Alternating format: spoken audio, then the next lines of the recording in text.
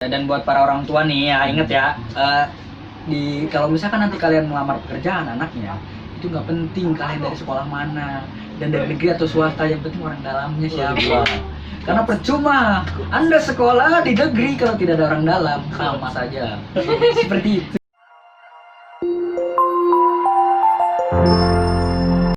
Assalamualaikum warahmatullahi wabarakatuh. Balik lagi di Fun Hadi Channel ya. Seperti video yang kemarin yang udah gue bikin, karena di channel gue kali ini ada segmen atau konten yaitu podcast. Nah, podcast kali ini mau ngebahas apa dan dengan siapa? Ya udah seperti yang udah kalian lihat di depan kalian ya kan. Ada dua orang yang udah lama gue kenal juga ya kan. Ya bisa dibilang temen kampus ya kan, tapi bisa dibilang juga senior. Tapi lebih suka dipanggilnya apa nih? Apa ya? Teman main lah. Oh, teman main. Oke. Ya, sebelum kita menuju ke topik pembahasan, kan kalau kata orang-orang tuh tak kenal maka tak Taruh. Sekarang taruh. Kita kenalin dulu. Nih di sebelah gua nih yang cowok namanya siapa? Jafar. Nah, kalau yang sebelahnya? Iya. Ini sebagai apa nih sebelahnya nih? Tebak. Nah, mungkin teman-teman yang udah kenal sama kedua orang ini boleh nanti komen ya kan. Nih orangnya seperti apa? Komen aja lah. Nah, di podcast kali ini gue akan ngebahas tentang yang sekarang fenomena lagi apa ya? Bisa dibilang lagi panas-panasnya ya kan, lagi ngebum-ngebumnya kalau anak sekarang itu, yaitu tentang sistem penerimaan peserta didik baru, baik itu dari SD, SMP, sama SMA, atau mungkin yang bisa disingkat itu PPDB ya kan. Nah, berita apa sih yang lagi viral, yang lagi booming, yang lagi ramai banget di kancah pendidikan Indonesia gitu kan? DKI. Oh iya, khususnya DKI. Pembahasannya agak Berat sekali. Agak berat, cuman menarik gitu loh. Menarik. Dan kalau mau teman-teman tahu kenapa gue ngajak dua orang ini ya kan, karena dua orang ini sebagai pelaku ya kan? Dua orang ini pelaku di ranah tenaga kependidikan atau tenaga pendidik ya. Itu sebagai guru ya, karena gue masih belajar, belum jadi guru, masih kita sebenarnya juga kayak guru sih. Kayak murid. Jadi gue ngundang mereka berdua karena mereka udah pernah punya pengalaman ngajar dan sekarang ngajar di salah satu instansi sekolah lah. Meskipun ada yang nggak di Jakarta sekolahnya, tapi di sini nanti kita akan ngebahas tentang PPDB itu dari sudut pandang mereka berdua dan khususnya kita lah intinya gitu. Nah, sebelum kita memperdalam pembahasannya, berat banget memperdalam. Maksudnya masuk ke pembahasannya, gue mau sedikit nyampein dulu nih terkait PPDB. Mungkin teman-teman ada yang belum tahu atau ada yang baru dengar. Jadi sistem PPDB sekarang ini yang gue baca dari berita-berita ya, dan gue baca dari beberapa artikel termasuk situs dari Dinas Pendidikan DKI itu, bahwa sekarang sistem PPDB yang sekarang itu ada tambahan lagi. Kalau dulu zamannya gue nih masih SMA itu cuman ada sistem kan dari ini NEM. Oh ya, NEM ya kan, kalau misalkan mau ke SMP ke SMA atau kalau ya SD ke SMP, SMP ke SMA. Ya. Tapi kan kalau kayak tulis juga. Ya, kalau yang masih mau masuk SD kan itu biasanya umur. Iya, umur. Setahu gue umur. Nah, yang dulu itu umur dipakai di kalangan SD, sekarang di DKI itu diterapin untuk di semua jenjang, di SMP sama di SMA. Gitu, makanya gue sempet kaget juga sih. Terus setelah zamannya gue, mulai lagi ke zaman berikutnya itu ada sistem zonasi. Jadi penerimaan itu jalur pertama itu melalui jalur zonasi, di mana diterima itu yang masih tempat tinggalnya itu di sekitaran sekolah yang dia daftar. Yang akamsi ya? Iya, kalau kata itu mah anak kampung situlah, akamsi anak kampung sini. Yang punya wilayah. Ya, nah itu pemerintah juga punya kriteria jaraknya sih. Nah, cuman untuk persoalan di sistem zonasi ini ada beberapa sedikit kendala yang dikeluhkan sama masyarakat itu jaraknya menggunakan tolak ukurnya apa gitu. Kalau tolak ukurnya dari sekolah ke rumah itu nanti bisa punya perspektif yang beda-beda gitu loh. Makanya kemarin dijelaskan sama Dinas Pendidikan DKI itu mereka menggunakan sistem zonasi itu tolak ukurnya menggunakan Google Map. Google Map. Dan yang digarisbawahi lagi yang menjadi jaraknya itu kelurahannya. Jadi misalkan kelurahan gua di Semanan. Nah, sekolah yang mau gua daftar itu di SMA 94 yang berada di kelurahan Semanan juga. Nah, itu nanti dia ngitung di situ. Berarti gua masih masuk buat sistem zonasi itu. Atau mungkin sekecamatan gitu ya. Itu jadi tolak ukurnya dari kelurahan kita tinggal tuh di mana. Enggak dari rumahnya, tapi dari kelurahan yang kita tinggal tuh di mana. Itu sistem zonasi. Nah, yang sekarang yang bikin orang-orang kaget, tercengang juga, itu ada sistem yang namanya umur atau usia. Ya, benar. Nah, sebenarnya menurut Undang-Undang Kemendikbud yang diterapkan sama Dinas Pendidikan DKI, itu jalur yang digunakan itu tahapnya melalui zonasi dulu, terus kemudian baru umur, baru ada zona-zona masuk lainnya seperti prestasi, terus misalkan yang buat orang yang kurang mampu, misal kayak KJP dan semacamnya itu bisa. Cuman yang jadi sorotan ini yang jalur usia ini atau umur, ya kan? Dimana masyarakat kaget dengan bahwa ketika mau masuk SMP atau SMA itu yang didahulukan usia atau umur yang lebih tua gitu loh. Nah, di peraturan Permendikbud juga itu ada rentan-rentan usianya.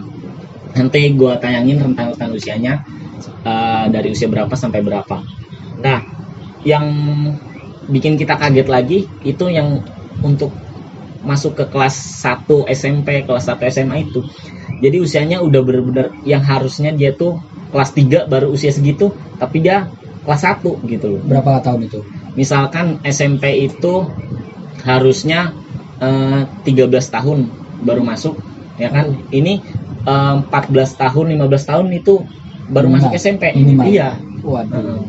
Dan begitupun SMA yang harusnya umur 16 17 tahun itu baru di kelas, ketika dia udah kelas 2 atau kelas 3, ini baru kelas 1 masuk yang diutamakan untuk lolos. Oke.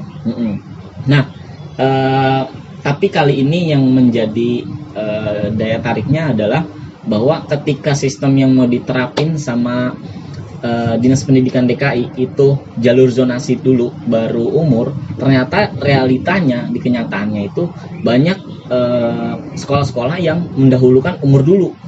Gitu. Salah paham gitu ya. Nah, salah paham. Meskipun yang dilakukan itu melalui sistem zonasi, tapi yang dilihat umurnya dulu. Nah, nggak sesuai runtutannya yang diberi yang tertera dalam peraturan Kemendikbud. Nah, makanya sempat ada berita tuh viral kan. Nanti gue tayangin beritanya, bapak-bapak yang teriak bohong atau protes sama statement dari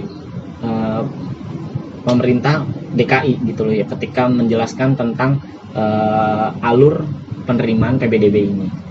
Nah, karena kalian sebagai guru nih, menurut kalian nih ya kan, kita mulai masuk nih ya kan, pandangan-pandangan mereka terkait sistem PBDB yang saat ini nih, yang kalian udah mungkin dengar dari berita, kalian udah lihat dari sosial media, menurut kalian tuh gimana? Silakan buat warga Depok dulu, lihat DKI gimana nih?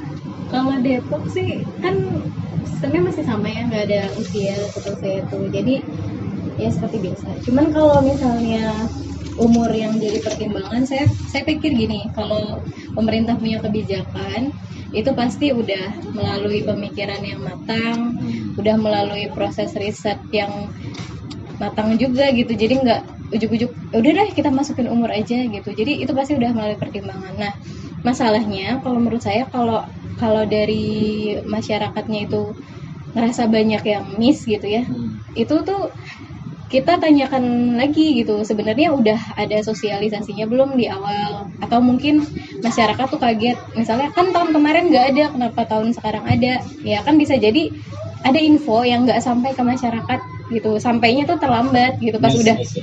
pas udah daftar baru tahu oh ada usia ya gitu kan, sedangkan itu bukan jadi persiapan mereka dari kemarin-kemarin gitu. Kemarin mereka udah nyiapin anaknya punya nilai yang bagus, udah udah deket juga, ibaratnya mereka udah berharap lebih gitu. Ternyata pas sampai loh ada usia ya, ternyata dari usia anakku kan kayak gini gitu. Nah itu, jadi kalau menurut saya eh, nggak tahu salah atau benar gitu ya. Saya pikir apa yang dibuat sama pemerintah pasti ada tujuan baiknya gitu. Cuman kenapa bisa miss ya? Mungkin itu tadi ada komunikasi yang kurang baik antara pemerintahnya sama sekolah atau sekolah kepada wali murid kayak gitu. Terus sih coba. Jadi kayak kurang sosialisasi ya. Sedangkan walaupun dipersiapkan, kalau misalkan umur kan susah, nggak bisa dirubah. Misalkan saya umur baru 15 mau sampai 17 ya gimana mau ditua-tuain, susah kalau umur. Memang harusnya mungkin ada sosialisasi yang lebih lebih masif lah di awal sebelum PPDB. Misalkan setelah atau sesudah atau setelah UN dari kelas 3 yang terakhir, kelas 12, kelas 9, kelas 6 itu disosialisasikan lebih masif. Jadi biar masyarakat tahu dan tidak terjadi kebingungan di masyarakat. Dan dijelaskan juga kalau misalkan umur itu bukan jadi satu-satunya patokan. Karena yang saya lihat di PPDB sekarang itu banyak sekali di berita-berita ada yang anaknya nangis. Ada, saya ingat itu cewek, saya cuma dari mana dan di sekolah mana, dia nangis katanya percuma saya les capek-capek pulang sekolah, yang lain mah istirahat main TikTok lah segala macam. Nah itu. Dia les, akhirnya dia setelah belajar mati-matian akhirnya yang dilihat umur katanya.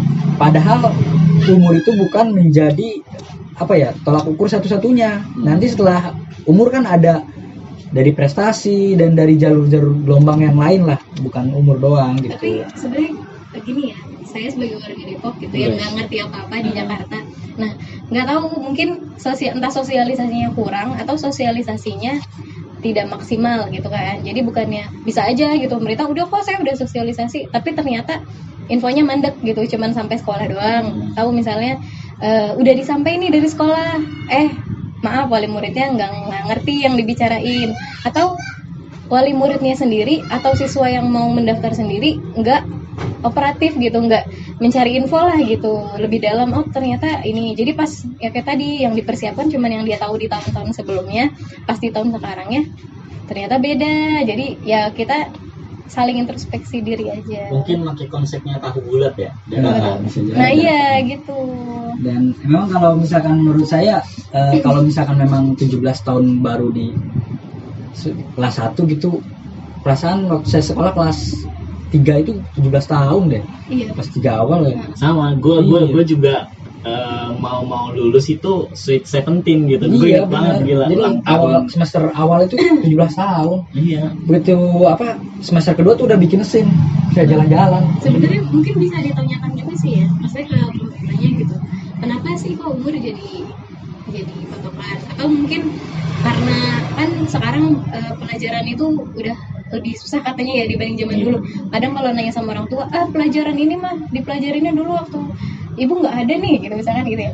Jadinya makanya pemerintah bikin umur mungkin biar nyampe gitu ya, gampang nanti anaknya ketika masuk sekolah bisa sesuai gitu dengan apa yang dipelajari nanti mungkin. Tapi ada juga, nggak ngerti juga. Gue pernah ngobrol sama ya tetangga sekitar, orang-orang lain tuh itu mungkin bisa jadi kemungkinan. Ada kemungkinan lainnya bahwa ternyata kenyataannya banyak orang-orang yang usianya udah tua tapi belum sekolah. Mungkin yang menurut gue yang lebih pemerintah sorot sih ke situ ya, gitu. Yang telat-telat sekolah bisa. Nah, mungkin termasuk kayak gitu. Terus PKBM buat Di situlah gunanya PKBM. Nih, makanya saya ngundang dia selaku PKBM. orang. Ya, jadi di PKBM itu kalau misalkan di negeri ya sekarang semuanya khususnya di Jakarta itu kalau yang di negeri gratis. Kalau di swasta memang ada beberapa PKBM swasta yang bayar, karena yang ya tahu sendiri lah yang namanya swasta kan dikelola sama swasta. Tapi kalau di negeri semuanya itu gratis. Jadi tinggal kalian tinggal masuk aja sekolah kayak sekolah biasa.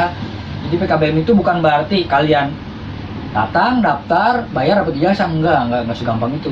Dulu mungkin ya, kalau sekarang enggak. Jadi kalau sekarang itu kalian harus sekolah kayak sekolah biasa, kayak sekolah formal.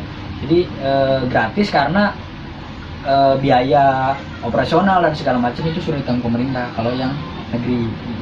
Makanya mungkin itu yang menjadi orang-orang pengen sekolah paket itu nggak mau atau males ya, karena kebanyakan yang orang-orang tahu masyarakat Indonesia itu bayar gitu loh, dan nggak murah bayarnya, itu cukup mahal lah katakan. Gua ngeliat itu minimal ada yang 500.000 dan sampai jutaan gitu loh. Dan itu juga yang ada yang bukan instansi pendidikan yang resmi, tapi kayak misalkan ada di gua aja ngeliat itu di gang-gang jalan gitu. Di tempat kayak rumah biasa dia ngajar gitu, cuman mungkin dia pengurus administrasinya sendiri dan semacam kayak gitu. Nah, terus dari sistem yang ada ini, menurut kalian nih dampak yang bisa terjadi baik itu dari sekolahnya, guru atau orang tuanya itu seperti apa yang bakal dialami? Pasti dampak terbesar kan ke orang tua ya, karena kan orang tua itu yang membiayai, apalagi kan kalau SMA, SMP ya pasti mayoritas semua dibayar sama orang tuanya gitu kan. Jadi dengan adanya usia itu jadi pertimbangan akhirnya. Mungkin orang tuanya udah punya nih tabungan sekian untuk sekolah negeri nanti, tapi akhirnya harus berpikir 2 kali. Kira-kira solusinya apa nih ya buat anakku sekolah? Kalau yang punya uang lebih kan nggak usah kayak gitu, tapi kan untuk yang enggak pasti kan susah ya akhirnya gitu. Terus juga buat anak-anaknya yang tadinya les setiap hari, niatnya biar dapat SMA ini, ternyata tidak sesuai ekspektasi, akhirnya ngedown gitu kan. Ditambah lagi orang tuanya juga emang nih ya marah-marah di rumah gara-gara sekolahnya nggak bisa nerima tuh. Terus ke sekolah juga kehilangan kepercayaan akhirnya dari masyarakat gitu. Tadinya udah percaya banget sama ini, kayaknya udah sesuai nih, ternyata ada kayak gitu, udahlah SMA itu mah jelek gitu. Padahal ya bukannya jelek gitu, mereka menjalankan mungkin kan jalan kerjaan pemerintah, walaupun nggak tahu sih sebenarnya tepat sasaran atau enggak, yang penting kan ya itu tugasnya mereka gitu. Ya itu tadi. Nah, terus kalau dampaknya ya menurut gue itu, kalau buat orang tua ya kita tahu lah, kalau orang tua di Indonesia itu kan khususnya di kota ya, kalau misalkan nggak masuk negeri kan kayaknya gimana ya, gengsinya nggak ada kalau masuk negeri. Bahkan di tongkrongan pun lu masuk mana, masuk ini, masuk sekolah ini, sekolah gini gitu. Tapi kalau yang negeri kan, wih keren masuk ini. Jadi kebanyakan di Indonesia itu khususnya orang tua melihat casingnya. Apalagi kalau misalkan lebaran ditanya, "Dek sekolah di mana?" "Saya sekolah di sini tante." "Wih hebat, pinter." Gitu. Main puji-puji anak. Iya, biar anak biar ada bahan. Padahal kan nggak tergantung orangnya kan. Kalau misalkan nggak semua orang, bukan berarti saya merendahkan anak yang sekolah di sekolah negeri ya, tapi ada kok di sekolah swasta yang berprestasi. Karena kalau misalkan mau berprestasi itu bukan di mana kita bersekolah, tapi bagaimana kita belajar di sekolah itu. Iya. Benar banget. Nah, berarti kemungkinan kan kalau kayak gitu, yang seharusnya punya motivasi kan si siswanya. Iya. Tapi sekarang itu beda. Orang itu juga punya motivasi. Karena kenyataannya nih ya, anaknya yang sekolah, orang tuanya yang arisan. Serius. Betul. Tetangga gue, saudara-saudara gue tuh ketika anaknya masuk sekolah, khususnya negeri ya, itu bukan gengsi sebagai anak yang masuk negeri aja, tapi nanti untuk ajang bagaimana pergaulan orang tuanya, atasannya gede-gedean. Atau mungkin ada orang tua yang gini, kira-kira di situ ada yang jualan ini nggak? Mau dagang orang tuanya. Itu boleh tuh. Itu mungkin orang tua yang pemikirannya ini bisnismen. Oh iya. Itu. Sekali Mendayung dua pulau. Kapitalis. Cik, gue yang nggak habis pikir gitu ya, ada aja gitu mikir anaknya sekolah yang bagus supaya orang tuanya juga dapat pergaulan orang tuanya yang ini gitu. Ada yang ikut arisan, bahkan kadang anaknya tuh nggak ngerti kenapa orang tuanya tuh mau banget ada di sekolah dulu. Oh gitu loh, yang mungkin ya untuk tingkatan SD SMP kali ya. Jadi kayak Sudah. perasaan ini orang tua ini mulu gitu, tiba sebulan Apalagi sekali. TK. Nah, itu Aduh, udah jelas itu. sebulan sekali arisan jalan-jalan ke puncak lah, ke mana kan. Makan-makan masak-masakan di rumah Bu siapa ya? Kok gue udah mulai tahu sih. Jadi takut. Belanja. Nah, makanya ya gitu, apa namanya, banyak banget sih dampak yang dialami. Mungkin juga ya itu jadi apa? Alasan lah nanti pemerintah kalau mau bikin kebijakan Evaluasi. lagi. Evaluasi lah ke depannya. Nah, kalau dari kalian kan nih pelaku nih kan, mengajar pelaku ya kan, itu persiapan seorang guru yang nanti. Halo guys, jangan lupa di like, komen, share, dan subscribe. Terima kasih ya.